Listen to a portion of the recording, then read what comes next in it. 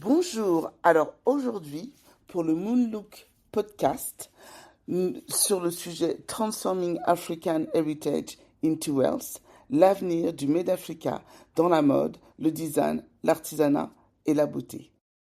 Bonjour Léna, merci d'être avec nous pour cette conversation autour d'un sujet passionnant. Comment transformer le patrimoine africain en richesse durable, en particulier dans les secteurs de la beauté, de la mode et du design.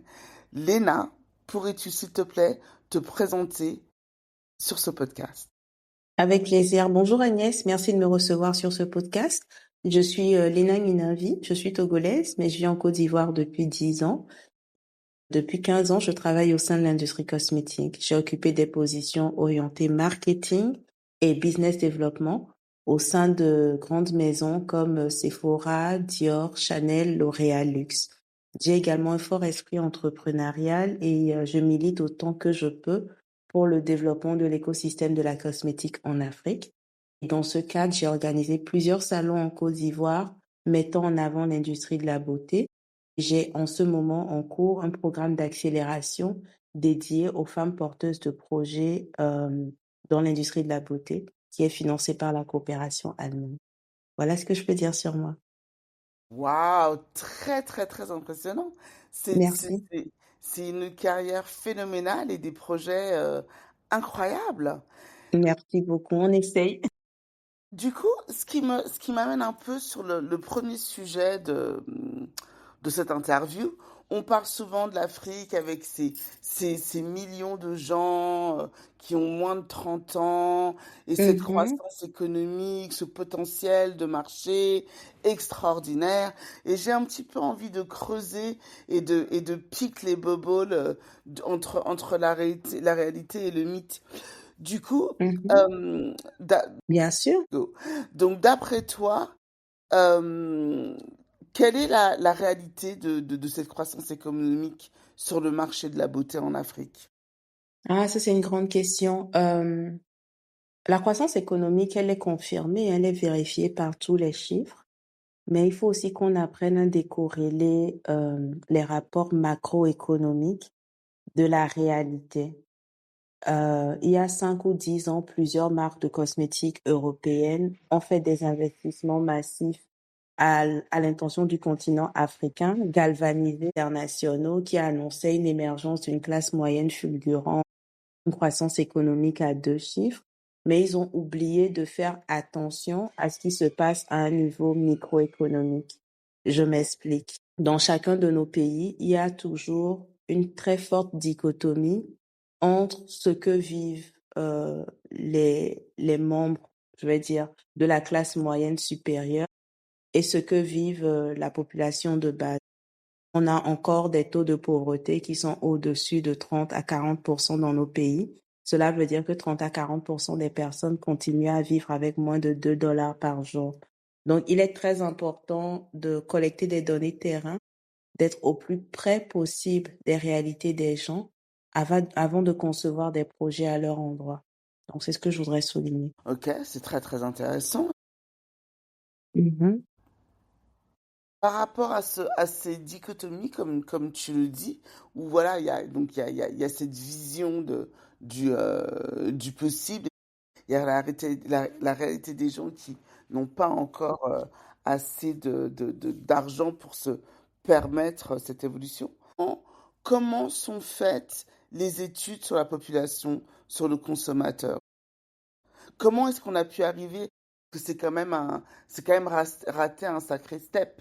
Tu vois ce que je veux dire? C'est se dire, bon, mhm. bah là, on a fait une super étude, mais on a oublié 30% de la population. Comment sont faites ces études? Alors ça, c'est un grand sujet et j'aimerais qu'à partir de cette étape de l'entretien, qu'on se focalise sur l'industrie que je connais, qui est celle de la cosmétique, Oui, de bien sorte à ce sûr. que les auditeurs comprennent que les informations que je partage ne sont pas générales. Je n'ai pas la prétention de savoir ce qui se passe dans l'agriculture, etc. Ce que je connais, c'est l'industrie de la cosmétique. Aujourd'hui, la plupart des entreprises font recours à des cabinets d'études occidentaux qui rassurent de par leur renommée. Et ce sont des personnes qui ont des méthodes de collecte qui fonctionnent très bien dans d'autres endroits du monde. Donc, ça va être des entretiens, des focus group, etc. Mais nous sommes sur un continent où tout est en construction et il faut oser aller chercher les données dans leur plus petit niveau de granularité. Oser prendre le temps de parler aux gens un à un, de les mettre en situation et d'observer. Donc, encore une fois, aujourd'hui, trop de décisions sont prises sur la base d'hypothèses généralistes. Nous avons encore ce fameux biais où on considère toute l'Afrique comme étant un marché. L'Afrique, c'est 54 pays. Cela crée des désalignements entre les stratégies des entreprises et les réelles attentes du consommateur. À mon humble avis, les pratiques de collecte de données qui fonctionnent en Occident devraient être revues et affinées pour avoir des données précises localement. Voilà, je ne sais pas si je réponds à la question. Non, mais c'est quand même, ça répond à ce problème. Parfois en Occident, on a aussi un petit peu ce problème quand ils veulent faire des surveys sur les Mhm, communautés entre guillemets minoritaires. Ils ont mhm, tendance à ne pas vraiment, comment dire, changer leur fusil d'épaule ou s'adapter à peut-être on se dire que les gens vivent différemment, les gens vont faire leurs courses différemment, vont dans des endroits différents. Du coup, si on veut que ce soit le plus réel possible, il faut vraiment changer. Mais du coup, j'ai un peu envie de me recentrer aussi un petit peu sur la beauté, sur ce marché de la beauté qui a, qui potentiellement peut avoir une croissance économique et un marché énorme, etc. etc. On a aussi d'autres soucis parce que quand on parle justement de cet esprit occidental qui ne s'adapte pas forcément, il y en a un autre. Et c'est celui oui. des régulations locales et internationales. Donc moi, je me Mhm. dis quel joue le rôle de ces régulations locales et internationales dans l'expansion des marques africaines sur les marchés qui émergent. Alors encore une fois, je ne parle que sur la base de mon avis personnel, mais aujourd'hui, on a l'impression que les régulations locales sont plus oppressives pour les marques produites sur le continent qu'autre chose. Comme si, sans faire exprès, le régulateur continuait à favoriser l'importation plutôt que la production locale et l'exportation. Je donne un exemple tout simple. Sur la Côte d'Ivoire, nous avons une très belle marque de parfum qui a installé un laboratoire en local et s'évertue à intégrer des ingrédients locaux dans ses parfums. Et très vite, il a eu de la demande d'autres pays de la sous-région. Mais au moment d'acheminer ses cartons, il a découvert qu'il n'existe pas de nomenclature douanière pour des parfums made in Côte d'Ivoire. Il faut que la nomenclature existe avant qu'on puisse calculer les droits de douane. Donc, il a mené des enquêtes, il est allé rencontrer les plus hautes hiérarchies des services douaniers et il m'explique qu'il a été accueilli avec des moqueries. En substance, on lui disait, mais depuis quand Ivoirien aussi fait parfum? Donc, aujourd'hui, on a vraiment l'impression qu'il y a un vide en termes de régulation qui permettent d'accompagner nos entrepreneurs à une expansion, ne serait-ce que sous-régionale. On connaît tous le coût exorbitant des frais de transport intra-régionaux quand on les compare à leur accessibilité quand il s'agit d'exporter vers l'Europe. Donc, il y a vraiment un sujet à mener. D'autre part, quand on analyse aussi les régulations internationales à l'endroit des produits qui viennent du marché africain, bon, je ne prête pas d'intention, mais on a l'impression que des freins sont systématiquement érigés. Aujourd'hui, sur les marchés internationaux, on demande que nos matières premières présentent des certificats.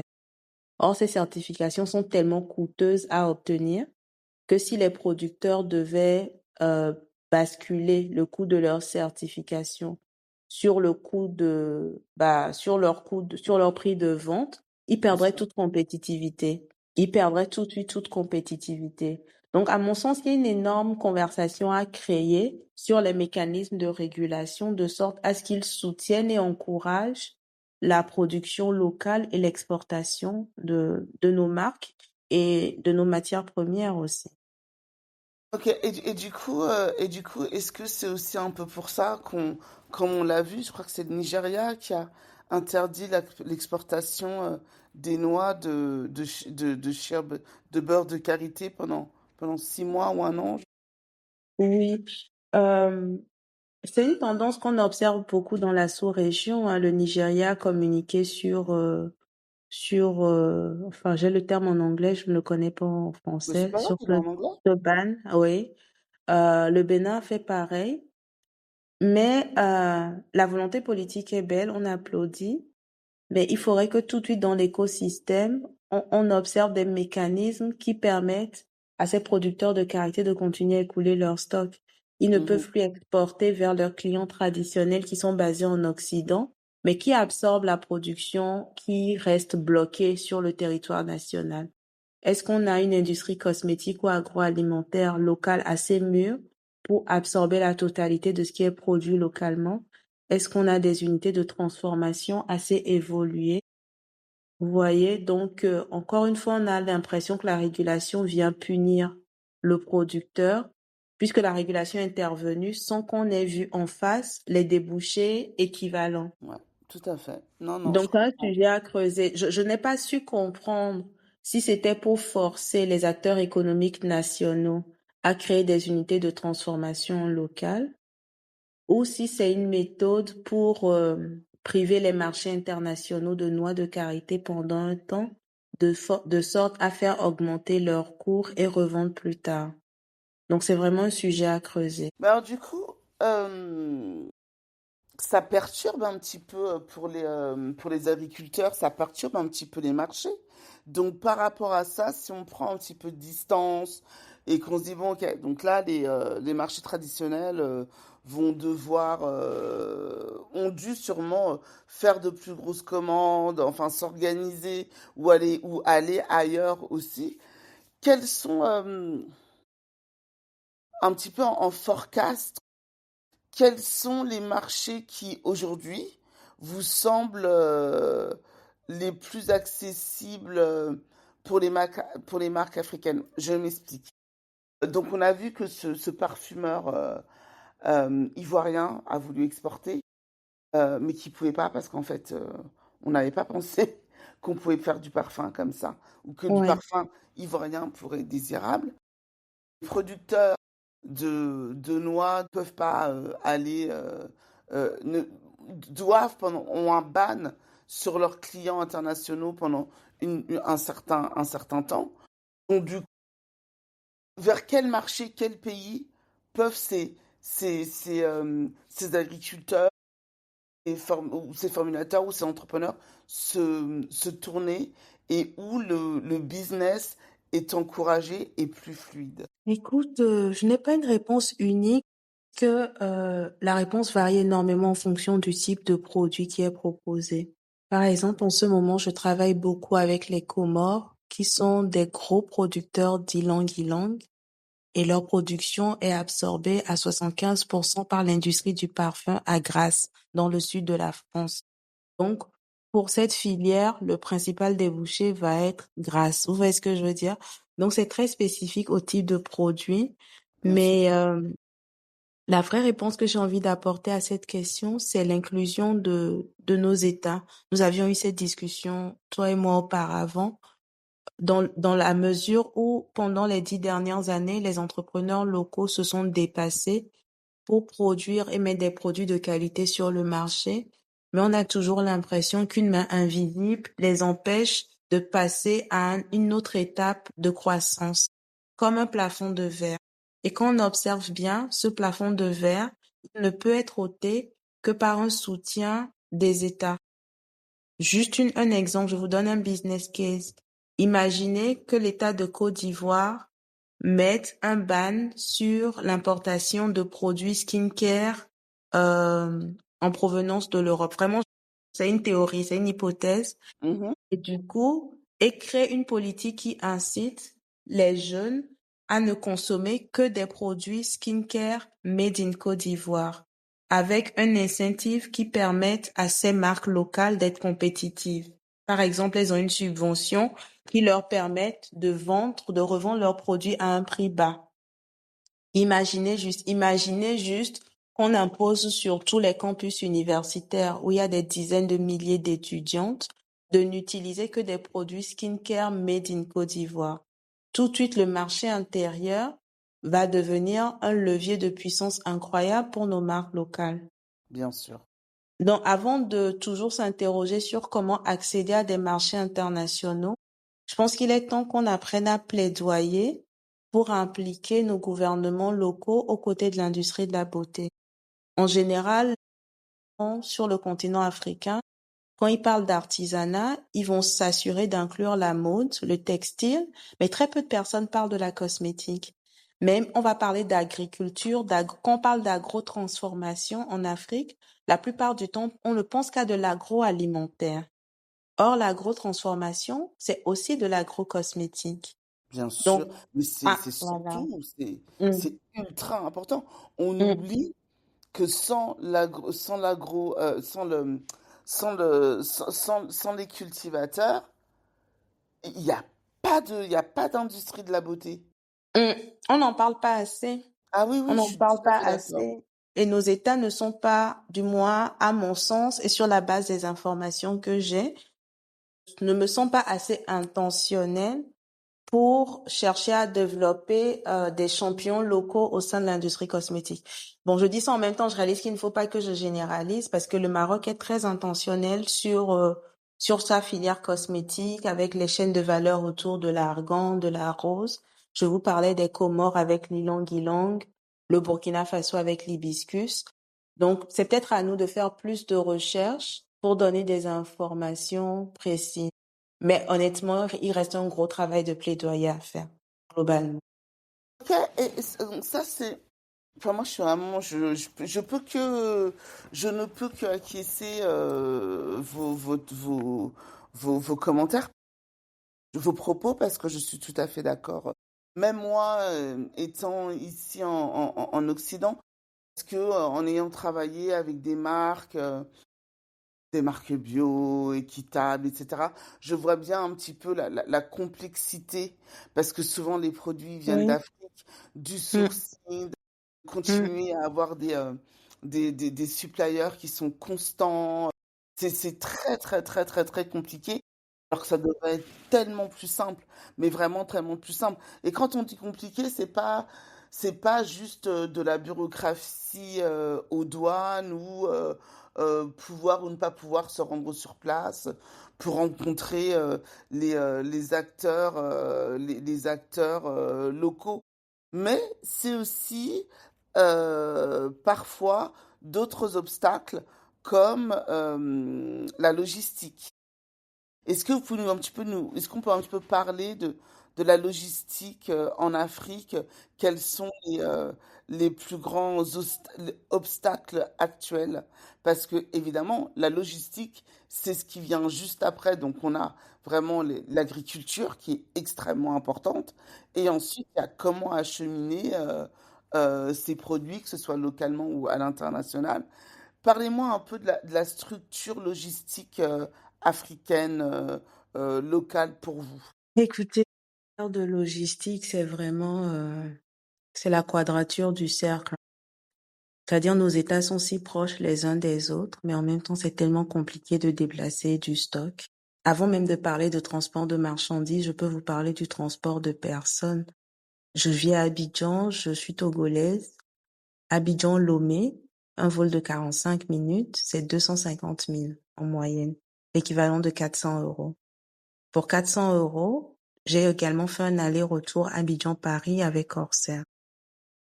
C'est troublant et on nous explique Ah que ce ouais. sont les taxes aéroportuaires dans les pays d'arrivée qui influent sur les prix. Donc, avant, si je suis une entrepreneur dans la beauté, avant d'avoir un client, je vis à Abidjan, avant d'avoir un client à Lomé, il a d'abord fallu que je me déplace pour un rendez-vous. Donc, si même le rendez-vous d'affaires coûte plus cher à Ouais. l'intérieur de la CEDEAO que vers Mm. l'Union européenne, vous imaginez ce qu'il en est du transport de marchandises. Dans ma carrière, j'ai beaucoup travaillé sur l'industrie du parfum et il se fait qu'aucune compagnie aérienne dans la sous-région ne, ne prend du parfum, puisque le parfum est classé dans les codes douaniers comme un produit dangereux. Il contient de l'alcool. Aucune compagnie aérienne sous-régionale n'onboard des cartons de parfum. Or, le parfum ne va pas être expédié par la route. Nos routes ne sont pas bonnes. Les flacons sont en verre et ne supportent pas la chaleur. Ah ouais, ouais, non, mais tout à fait. Bah oui, bien sûr. Oui, Bien et sûr. cela s'applique pour le beurre de karité. Il aura fondu avant d'arriver, etc. Donc, euh, aujourd'hui, on est à l'étape zéro en termes d'infrastructure. C'est-à-dire, nos gouvernements, à chaque mandat, font l'effort de construire des routes et ils sont applaudis. Mais une fois que la route est construite, comment les opérateurs de transport sont accompagnés? Aujourd'hui, nous avons des compagnies de bus qui relient la plupart des villes, mais il n'y a pas de système de tracking. L'entrepreneur qui expédie sa commande par du bus, c'est un aventurier amoureux du risque parce qu'il n'y a ni système de tracking, ni système d'assurance. Donc, si en temps le bus a un accident, que la marchandise est détruite, il n'y a pas de recours. Si la marchandise est volée, il n'y a pas de recours et il ne peut s'en prendre qu'à lui-même. Donc, cela fait que chaque entrepreneur va expédier les quantités les plus petites possibles. Et cela crée un problème parce qu'aujourd'hui, on est dans un monde d'affaires où il faut être extrêmement rapide. Une cliente à Dakar qui commande un produit skincare à Abidjan devrait le recevoir sous 24 heures. Parce que si elle a commandé le produit skincare, qu'elle le reçoit, le packaging est beau, elle craque pour la marque, cela lui donne envie de repasser une autre commande immédiatement. Donc, si la première commande est livrée en 24 heures, cela crée une opportunité pour la marque d'enregistrer plusieurs commandes, de faire de ce client unique à Dakar un client récurrent à l'intérieur du même mois. Maintenant, si la commande même est livrée en un mois, vous voyez ce que je veux dire? Si la commande même est livrée en un mois et que le coût du transport fait le double du coût du produit, Ah ouais, c'est pas possible. ouais, ce n'est pas possible. C'est un peu ce que nous, on voit maintenant avec Brexit ou avec les États-Unis, par exemple. Moi, si je commande, Mhm, je me souviens, je sais plus quand c'était peut-être il y a 1 an et demi, 2 ans. Et c'est vrai que ça faisait très longtemps que j'avais pas commandé quelque chose d'une marque internationale. Sur Internet, on se rend pas forcément toujours compte. Je- Et cette fois-ci, j'avais pas acheté sur ASOS ou j'avais acheté sur Pinterest. Et j'avais acheté une veste à 250 pounds. Et mhm, j'avais pas compris parce qu'on me réclamait 180 pounds pour cette veste. mhm, mhm, Je me disais, mais pourquoi est-ce qu'on me demande de l'argent? Et en fait, j'avais pas lu dans les petits papiers, etc. Mais c'était les frais de douane. En fait, que je paye ou que je ne paye, le produit était perdu. Si je ne payais pas, il retournait chez le designer, mais je ne pouvais pas avoir un refund. mhm, Et mhm, si je payais, bah, je pouvais avoir mon produit, mais ça me coûtait pratiquement le même prix de la veste. mhm. Ouais. Et ça, Ce c'est... qui enlève toute envie de passer une commande de ces pays-là. Ah bah c'est sûr, bah du coup j'ai jamais recommandé de cette marque parce que Ouais. j'ai trouvé que c'était malhonnête de leur Mm, part, de pas être mm, très clair sur les frais de paiement. Donc c'est vrai que c'est compliqué parce que, un, on veut vite, deux, si ça plaît, bah, effectivement, on va vouloir racheter, etc. Et puis s'il y mhm. a plein de petits frais additionnels, c'est juste pas super pour le client final. Il y a quand même, malgré tout ça, il doit quand même y avoir des choses qui se passent bien. Il doit quand même y avoir des choses localement qui se passent bien. Ou, je sais pas, quel pourrait être, vous pourriez dire, voilà. Donc ça se passe pas très bien de ce Oui. côté-là. Par contre, récemment, on a Mhm. eu quelques solutions locales sur Oui. des innovations locales qui aident nos entrepreneurs dans la cosmétique, qui vous sembleraient prometteuses. Oui, oui, complètement. C'est vrai, tout n'est pas sombre. Nous avons de belles innovations qui commencent à changer la donne. Je pense à notamment à nos amis Afrique Créa qui s'appelle maintenant Anka, qui ont très vite noué un partenariat avec DHL de sorte à bénéficier de tarifs réduits lorsqu'ils expédient des produits de créateurs africains. Et cela a été un game changer. Africrea a également travaillé sur une solution de paiement. Parce qu'on parlait d'infrastructure de transport, mais le paiement, c'est un autre mystère chez nous. Donc ils ont vraiment réussi à créer un écosystème qui facilite les transactions pour les créateurs africains, aussi bien en termes de mode qu'en termes de cosmétiques. Un système d'expédition rapide et moins cher et un système de paiement en ligne qui ne donne la migraine à personne. Donc oui, j'ai envie de saluer cette innovation. Et au quotidien, plusieurs acteurs trouvent des méthodes qui facilitent les choses, mais ce n'est pas encore évident que ces méthodes s'appliquent à grande échelle. Je pense notamment à tous ceux qui arrivent à faire comme un système de cross-shipping, c'est-à-dire, par exemple, une marque dakaroise va s'assurer de déposer du stock dans chacune des villes d'où elle reçoit des demandes, de Mhm. sorte à pouvoir faire des livraisons nationales de façon fluide. C'est ce que je veux dire. Donc, Tout à fait. il y a encore de l'espoir. Je suis d'accord, tout n'est pas sombre, mais clairement, il devient très compliqué de passer à l'échelle sans un appui gouvernemental.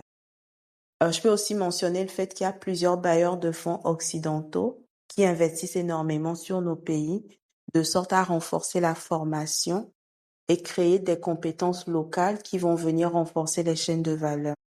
Et quel genre de formation? Donc, au début de notre entretien, je parlais de notre programme d'accélération Mhm.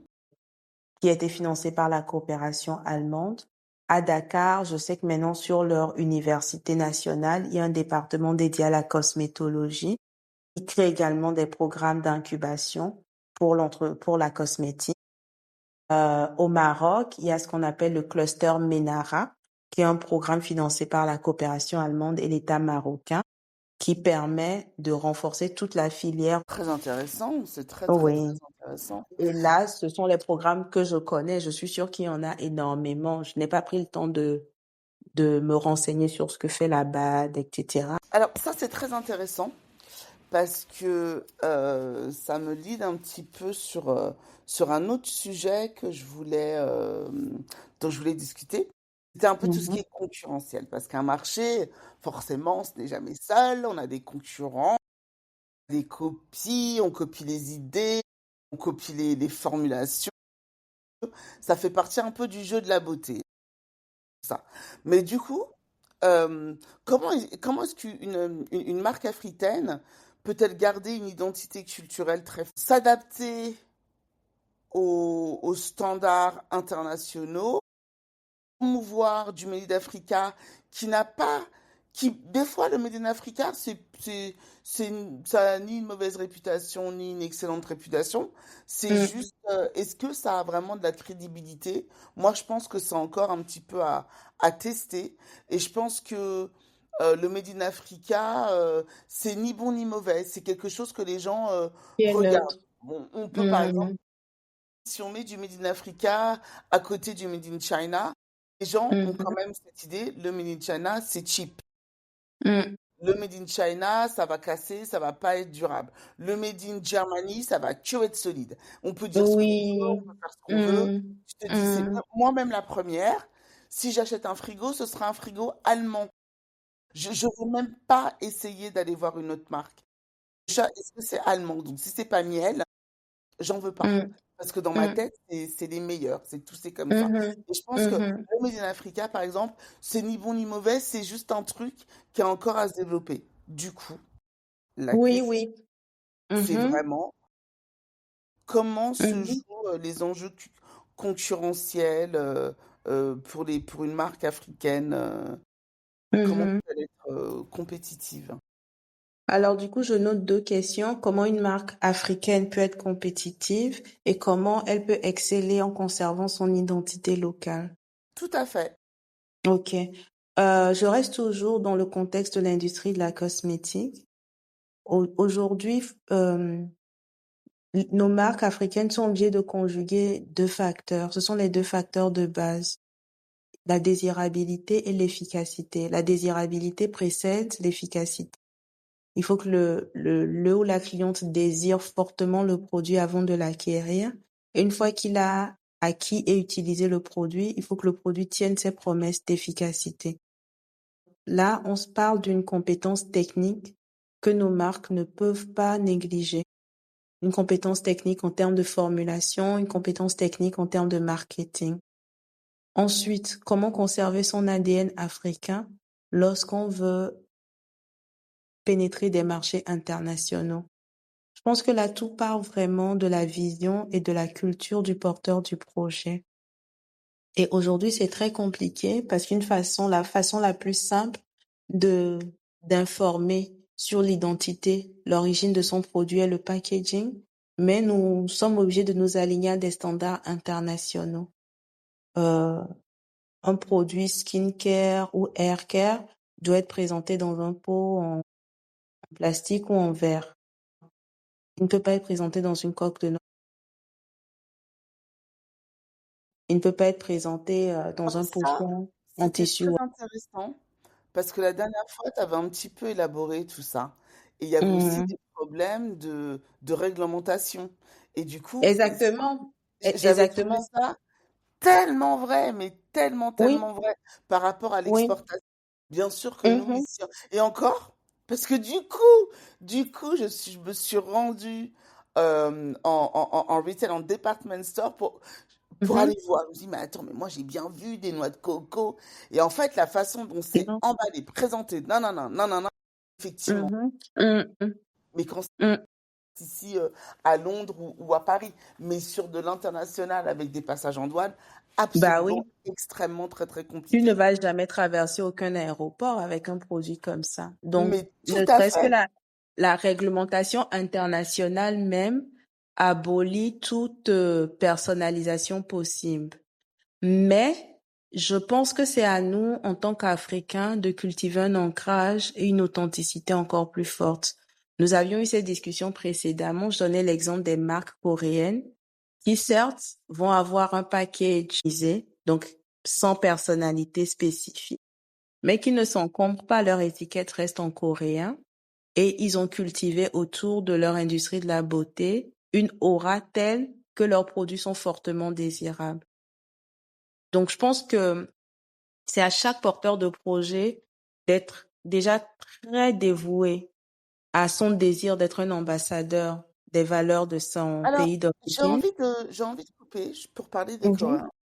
Et je me mhm, suis dit que les Coréens, ils ont vraiment envie d'exporter leur culture coréenne, ou est-ce que c'est quelque euh, chose qui n'est pas aussi, qui passe pas au second plan pour eux, et qui se sont dit, alors, qu'est-ce que la Française qui vit à Paris, qui a tel et tel et tel et tel et tel âge, elle veut un truc qui ressemble un petit peu à de l'animation parce que c'est un peu ce qui part à l'Occident et qui est accepté, reconnu. Et voilà. mhm, Qu'est-ce qu'il y a mhm, d'autre là? Il y a aussi la K-pop, mhm, mhm. mais je pense pas vraiment. Moi, j'ai pas l'impression de connaître la Corée à travers leurs produits de beauté. Et effectivement, Alors, donc, nous parlions de la nécessité que les porteurs de projets eux-mêmes aient un ancrage fort et soient vraiment dévoués à la cause de la valorisation de la culture africaine. Et j'ai l'impression que quand un porteur de projet est, enfin, en tout cas, même tout un écosystème est dévoué à valoriser son pays d'origine, le monde entier adhère. Et c'est l'exemple des marques coréennes qui sont restées très ancrées dans leur tradition, tout en s'alignant aux réglementations internationales en termes de packaging. Et aujourd'hui, le monde entier raffole de leurs produits. On veut, et limite, on s'aligne à leurs standards de beauté, la peau laiteuse, le glass skin, etc. Donc, je pense que ça reste une nécessité de travail collaboratif, que la marque pays elle-même soit forte. Et nous avions cette discussion toutes les deux sur la puissance de la marque Paris. Une fois qu'on sait que telle tout marque à fait. émane de Paris, on la veut. Et tu m'expliquais que ça a été aussi une des raisons pour lesquelles ce film s'appelle Emily in Paris. Ça aurait pu être Emily tout court. Et cela, tout de suite, cela rehausse la perception de la marque, que ce soit pour le chocolat, le foie Mhm. gras, le champagne, etc. Le champagne, non, mais le parfum.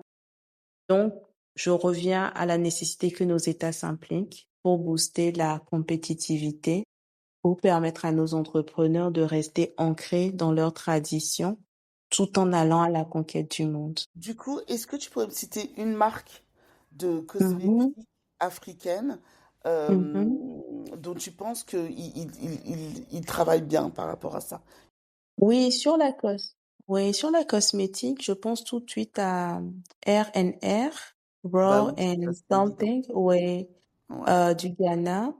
Et d'ailleurs, même les Ghanéennes sont très fortes hein, pour cette approche dont nous parlons. Parce que même sur la mode, ah, il y a une marque de beurre de karité dont la communication rend juste, enfin, ça te rend obsédé par la marque. Ça s'appelle Hamamet.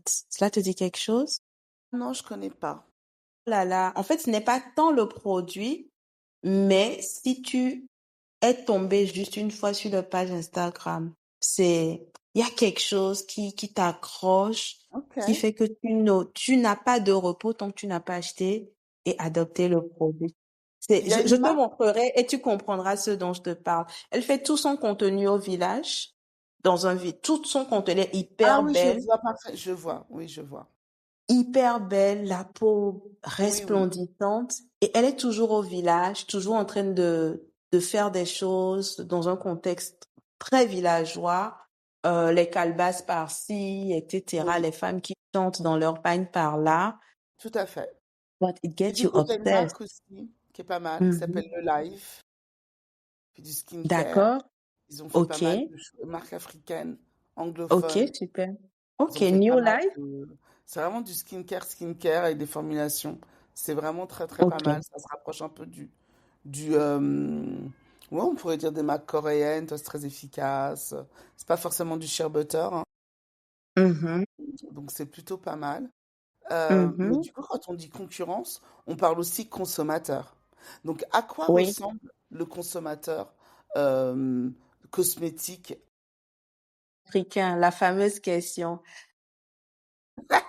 Récemment, j'ai vu sur LinkedIn quelqu'un qui a partagé une carte d'Afrique, mais avec un découpage par tribu ethnique. Là, j'ai trouvé ça tellement fort parce que le découpage de nos frontières actuellement a été fait par le colon. Je ne sais pas s'ils ignoraient nos réalités ou s'ils l'ont fait exprès, mais en fait, le découpage, en tout cas en Afrique de l'Ouest, les frontières devraient être horizontales, mais ils ont fait des frontières verticales. Ce qui fait que du nord au sud d'un pays, il y a une pluralité d'ethnies. Un exemple tout simple, quand vous prenez le sud du Togo, le sud du Bénin, le sud du Ghana est habité par la même ethnie. D'accord? Donc, sur ces trois Ok, pays, nous nous j'ai compris. comprenons. Ouais. Comment? Non, j'ai compris. Je Nous nous vois. comprenons un Hmm, Anglais des UK et un Anglais des États-Unis. Nous nous comprenons parfaitement. Le centre est habité par la même ethnie. Ça s'appelle Yoruba au Bénin, Kotokoli au Togo, etc. Et le nord est habité par la même ethnie. Donc, aujourd'hui, je pense que ce serait une erreur de débutant de parler d'un persona. Déjà, il y a une pluralité ethnique. Il y a une pluralité j'entends plus. économique. Oh là là. Je n'entends Tu plus. Je m'entends? te vois, mais je ne t'entends plus. Je te fais un message. Tu m'entends? Recommence. Tu m'entends? Je t'entends pas. Ah oui, là, tu es revenu. Ok. Euh, Donc, recommence sur la carte. Tu recommences du début, parce que ça a vraiment coupé au tout début. C'est la connexion qui est pas top. Oui, oui, oui, ça enregistre toujours, hein, mais ok. vas-y. D'accord, super. Un, deux, attends. Ok. Un, deux, un, deux, trois. Sans tenir compte de nos réalités ethniques. Normalement, nos frontières devraient être horizontales. Aujourd'hui, elles sont verticales. Par exemple, quand on prend le sud du Bénin, Togo, Ghana, ces régions sont habitées par la même ethnie. Donc, sur ces trois pays, nous nous comprenons. C'est juste certaines petites spécificités de langue, mais nous nous comprenons parfaitement. D'accord? Et c'est la même chose pour le centre, c'est la même chose pour le nord. Donc, lorsqu'on aborde le marché africain, il faut être très conscient déjà de la pluralité ethnique, de la pluralité socio-économique, les niveaux de revenus affectent les habitudes de consommation et de l'influence auquel chaque consommateur a été exposé. Aujourd'hui, sur Abidjan, une bonne partie de la classe moyenne supérieure a fait ses études en Europe, aux US, au Canada. Qu'ils se l'avouent ou pas, ils sont devenus métis. Ils ne vont pas être touchés par le même storytelling. Ils ne vont pas rechercher la même chose dans la consommation. La plupart des consommateurs qui aujourd'hui vont chercher de la naturalité ou du bio sont des personnes qui ont fait leurs études à l'étranger. Il est très important d'avoir l'humilité d'étudier la population de personas et de concevoir des offres adaptées. On parlait la dernière fois. En fait, il y a deux options. Soit on est assez fort internationalement avec une marque. Je donne l'exemple je vais pas citer de marque, mais de très grandes marques iconiques dans l'industrie du parfum ne vont pas prendre le temps de connaître la spécificité ethnique du consommateur africain parce qu'ils sont tellement iconiques qu'ils peuvent se permettre d'avoir un assortiment unique. C'est le même assortiment de parfums en Nouvelle-Papouasie que au Ghana, au Brésil comme à Dubaï. Et les chiffres restent pharaoniques partout. Parce que la marque est forte, elle est iconique, elle est hyper désirable. Donc, soit tu es assez fort pour être arrogant, soit tu es très débutant, il faut rester humble et apprendre. Mais il ne faut pas faire l'erreur d'être à ses débuts inconnu du public et d'oser penser qu'on pourra impulser une tendance. C'est très intéressant. On pourrait en parler pendant des heures. Je sais que tu dois partir à 9h. 9h est dans 5 minutes. Donc, j'aimerais prendre ces 5 minutes qui restent. Vraiment, c'est dommage qu'on n'ait pas le plus le temps d'enregistrer tous Oui. ces insights qui sont vraiment extrêmement intéressants. Alors, Léna, pour conclure, si tu devais partager une vision forte avec nous, euh, selon toi, comment l'Afrique pourrait se transformer durablement son patrimoine en richesse à travers la beauté, à travers la cosmétique? Quel devrait être, quel va être le premier levier qu'elle devrait faire pour le faire marcher? Je ne sais pas si ma question est claire. Oui, elle est très claire, merci. À mon humble avis, il n'y a pas de premier levier. Il y a trois premiers leviers dont on ne peut plus faire l'économie. C'est d'abord l'instruction, l'éducation, euh, l'union et une volonté vraiment forte. Donc, ce sont ces trois éléments-là, l'instruction. Nous sommes nombreux. Moi, par exemple, je parle beaucoup de carité, mais je ne peux pas te décrire comment on passe de la noix au beurre. Nous sommes nombreux à envoyer nos enfants étudier en Europe, mais ils ne sont jamais allés dans nos villages pour voir toutes les étapes de ce qui se passe enfin, une noix de coco. Qu'est-ce qui s'est passé de l'étape zéro jusqu'à aujourd'hui? Donc, il y a un vrai gap en termes d'éducation et d'instruction. Ensuite, c'est l'union. C'est l'union. Et cela, on ne peut plus rester dans une posture de victimisation en disant que c'est la colonisation qui nous a dispersés. C'est la capacité à être unis. Quand on prend la filière carité, c'est l'exemple le plus proche de moi. On trouvera des milliers de femmes qui chacune font des marques à base de beurre de karité qui ne percent pas. Chacune, elles vont Mhm. aller sur une foire à l'international et présenter 1000 produits similaires avec du beurre de karité parfumé avec un autre ingrédient. Sauf que c'est similaire. Il y aurait eu une plus grande force à s'unir, créer une marque commune et ensuite attaquer les marchés. Il faut de l'union Bien sûr. aussi avec nos gouvernements parce que longtemps nous avons eu la prétention de considérer que dans nos gouvernements, il y avait des personnes âgées, dépassées, obsolètes. Or, ces personnes ont accès à des données de haut niveau et de toute façon, on voit aujourd'hui la limite de nos capacités entrepreneuriales. On ne perce pas sans appui institutionnel. Donc, il faut également cette union-là. Union entre les entrepreneurs, union entre l'entrepreneur et l'État. Et enfin, c'est une volonté forte qui résiste parce que aucun projet ne se fait sans opposition. Mais quand on est fort et uni et déterminé, les choses évoluent. Donc, tu remarqueras que je n'ai pas parlé d'accès au capital.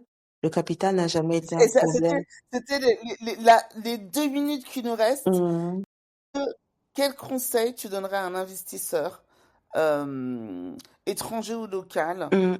qui veut s'intéresser à la beauté et qui se demande est-ce que le marché de la beauté en Afrique, Côte d'Ivoire, au Sénégal, est-ce que c'est quelque chose sur lequel je devrais me pencher?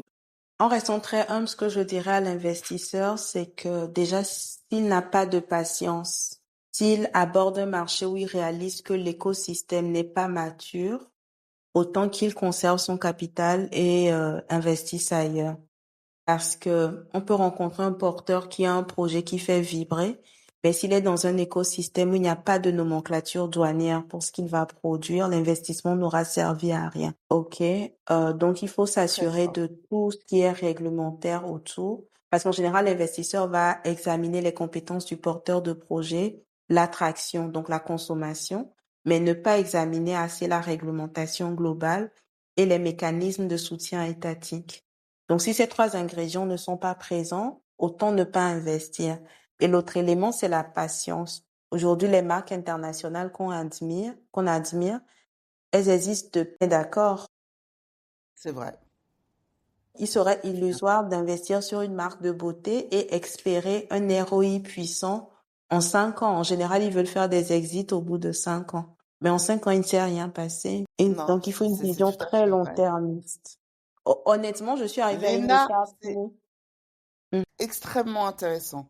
Vraiment, Merci. Léna, passionnant, ça mérite une invitation encore. Et oui, vraiment, j'apprends énormément. Merci Agnès. Sur ce, je sais que vous devez partir, donc Malheureusement. je vais te laisser partir à ton prochain rendez-vous. Espérons te rencontrer très bientôt en Côte d'Ivoire, ou à Londres, ou à Paris. Voilà, merci beaucoup, c'est la fin de ce podcast. Passe une bonne journée, au revoir, Merci Agnès, à bientôt. à très bientôt. Alors.